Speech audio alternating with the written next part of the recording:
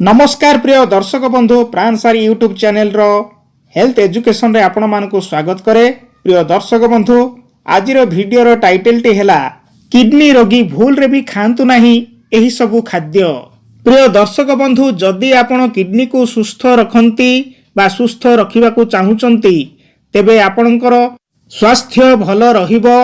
स्वास्थ्य विशेषज्ञ माने कहिसंती जे जदि आपणकर किडनी सहित जड़ित कौनसी असुविधा अछि तेबे एहार कार्य रे उन्नति आनिबा पई आपणकर खाद्य प्रति ध्यान देबा जरूरी। आम शरीर रु विषाक्त पदार्थ बाहर करिबा पई किडनी काम करे। तेणु किडनी सहित जड़ित छोट छोट समस्या को मध्य अणदेखा करा जाई पारिबो नाही। तेबे किडनी को सुस्थ रखिबा पई किछि खाद्य रु दूरेई रहिबा उचित। एथिरे उच्च सोडियम प्रक्रियाकृत मांस कार्बोनेटेड ड्रिंक्स एवं हाई प्रोटीन थिबा खाद्य अंतर्भुक्त। स्वास्थ्य विशेषज्ञ माने कहिसंती जे आपणकर जीवन शैली एवं खाद्यपेय परिवर्तन करी किडनी रोगरू निजको रक्षा करि पारिबे। तेबे किडनी रोगी को केउ जिनिस खाइबा उचित नुहे आसंतु जानिबा। प्रथम हेला आचार। किडनी रोगी माने भूल रे मध्य आचार खाइबा उचित नुहे। आचार रे अधिक परिमाण रे सोडियम थाए जहाँ हृदरोगर आशंका बढ़ाई थाए। जदि आपण किडनी रोगी तेबे आचार ठारू निजको दूरेई रखंतु। परवर्ती खाद्य हेला हाई प्रोटीन युक्त खाद्य।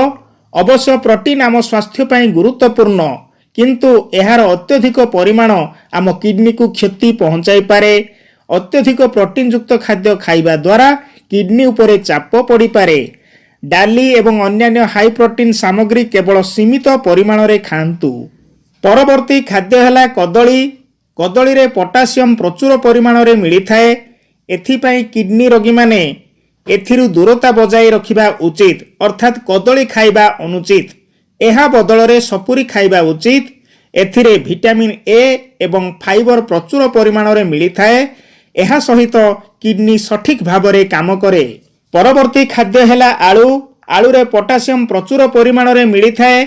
आलू व्यवहार करिवा पूर्वरु एहाकु राति सारा पानी रे भिजांतु। एहा पोटासियम रो परिमाण को ह्रास करिथाए तथापि समस्त पोटासियम बाहर को आसीबाकू सक्षम नुहंती।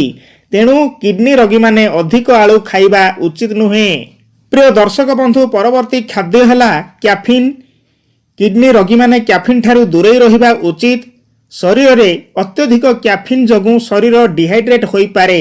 एही कारणरू रक्तचाप वृद्धि हेबार आशंका मध्य रही थाए। जेतेबेले रक्तचाप बढ़े एहा किडनी उपरे चाप पकाई थाए। एणु किडनी रोगी माने कैफीन ग्रहण करंतु नाही। प्रिय दर्शक बंधु मु एही वीडियो माध्यम रे आपण मानकु कहि रखे जे मु एही जेउ सब खाद्य विषय रे कहिली एही सब खाद्य विषय नै सावधान रुहंतु। विशेष करी किडनी रोगी माने एही समस्त खाद्य ठारू दूरेई रुहंतु। प्रिय दर्शक बंधु आशा करुछि एही वीडियो द्वारा आपण माने उपकृत होइथिबे। जदि उपकृत होइथांती तेबे वीडियो को लाइक करंतु, निज बंधु बांधव मानक ठारे शेयर करंतु एवं चैनल टी को सब्सक्राइब करि नियंतु। धन्यवाद।